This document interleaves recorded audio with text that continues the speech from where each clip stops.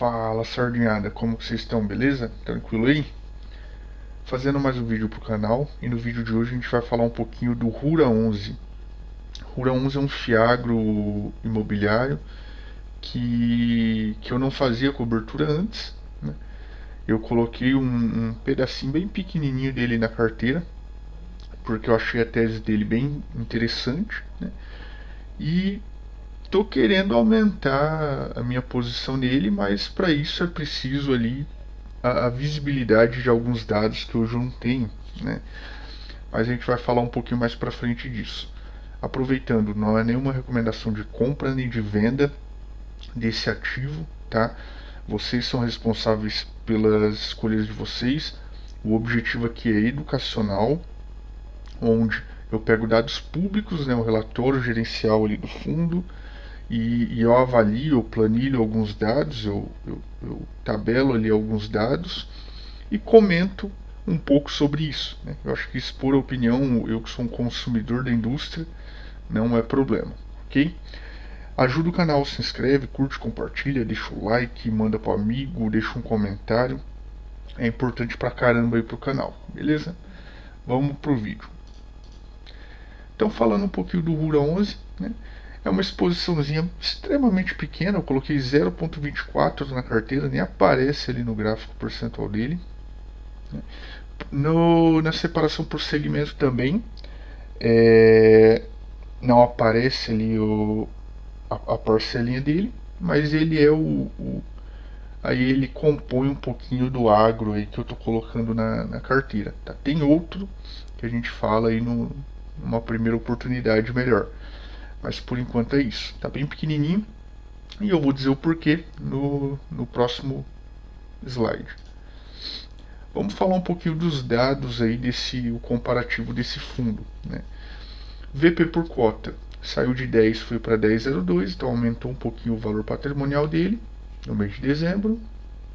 O P sobre VP 103, 103, ele é um fundo que, devido a estar pagando bem, né, estar dando um retorno legal, ele não baixa esse preço dele, então ele fica sempre negociado aí com um pouquinho de ágio, né?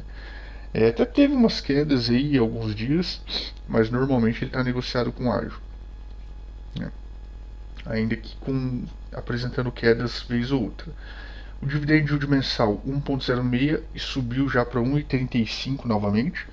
Ele tem uma particularidade ali de alguns recebimentos sazonais, né, em periodicidade diferente, então impacta aí. E agora em dezembro ele conseguiu pagar 14 centavos, um pouquinho a mais, né? Lembrando que esse daqui é um fundo base 10.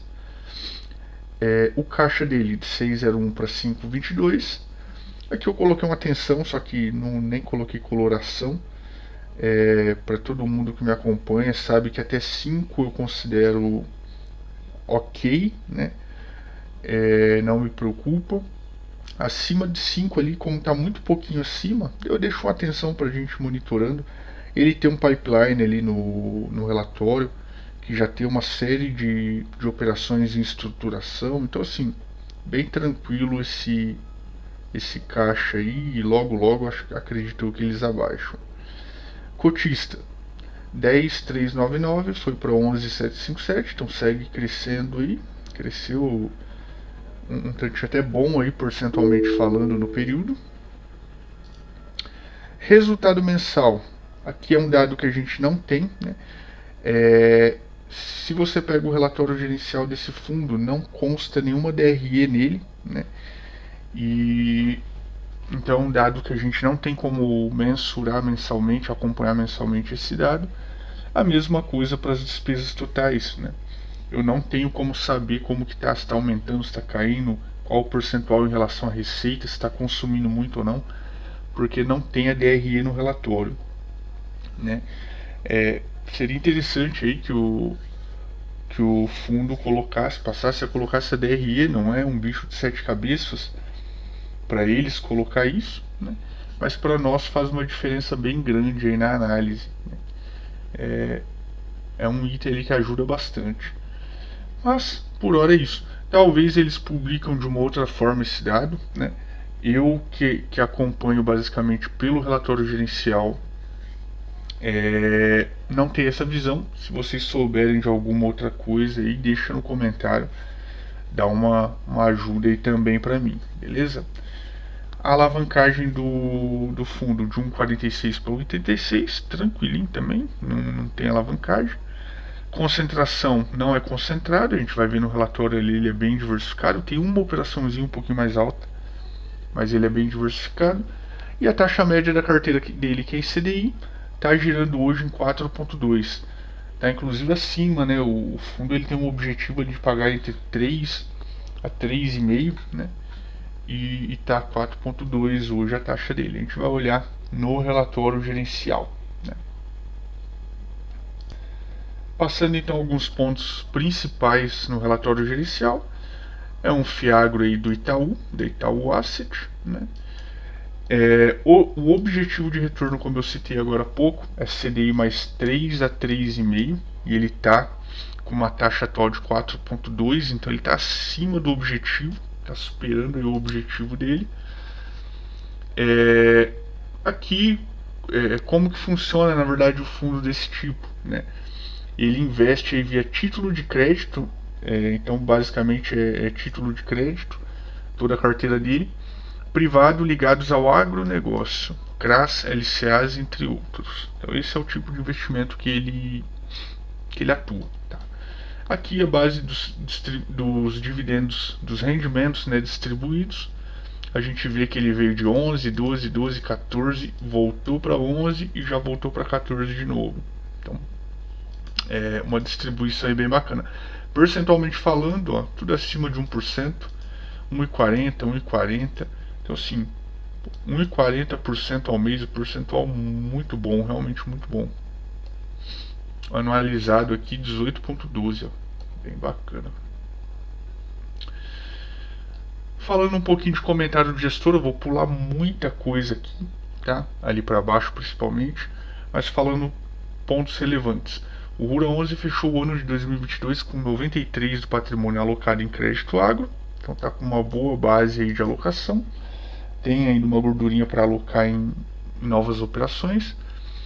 Na carteira atual temos 38 devedores, aqui falando um pouquinho da diversificação, presente em 14 estados diferentes, né, que atuam nos setores sucro energético, produção rural, grãos, uva, melão, revendas agrícolas, enfim, extremamente diversificado em todos os sentidos, em quantidade de devedores, em regiões, em setores, que mais que eles colocam em garantias, né? 95% das operações contam com garantias reais, alienação fiduciária de terra, penhor, recebíveis e ou uma boa subordinação acima de 20% para suportar eventuais perdas. Atualmente, de acordo com nossa análise interna, o Rura 11 segue sendo o fiagro listado com uma das maiores pulverizações na carteira de crédito, número de devedores e setores. Então, como eu citei, bem diversificado, né? E com menor exposição percentual a devedores específicos. Como destacamos nas últimas cartas, por conta da sazonalidade dos pagamentos de juros, então aqui como eu citei ali no dividend yield, que aumentou, no mês de dezembro tivemos um fluxo de caixa passivo de distribuição maior, né? E com isso conseguimos voltar a distribuir 14 por cota, resultando em um rendimento anualizado de 18%, acima de 18% para os cotistas. Em 2022, considerando os 10 meses de existência do fundo, tivemos um total de 66,9 milhões em geração de caixa passivo de distribuição no fundo. Desse montante, 99 ou 66,5 foram distribuídos. Então distribuíram quase tudo, ó. Fizeram uma retenção lá de 0,5% do resultado do ano. Bem bacana aí. Bem pró-cotista, né? Distribuindo aí o máximo para o cotista pegar o dinheiro e usar aí como melhor entender, né? Aqui eu vou pular toda essa parte. Por fim, o spread médio da carteira, né, a mercado, está em CDI mais 4,2. E com os novos ativos que estão no pipeline para integrar na carteira, esse yield tende a ter um aumento.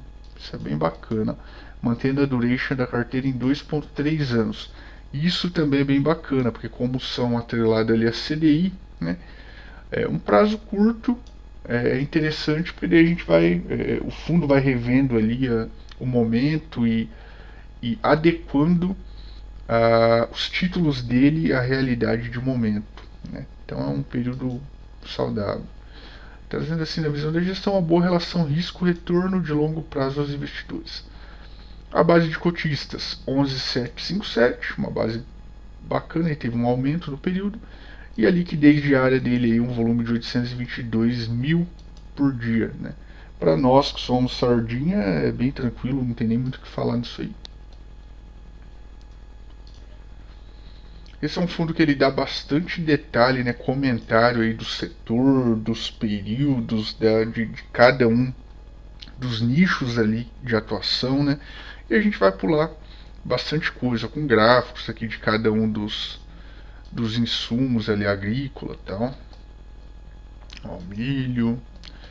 Toda essa parte a gente vai pular, né? E eu separei só alguns pontos que são realmente relevantes para esse vídeo, tá?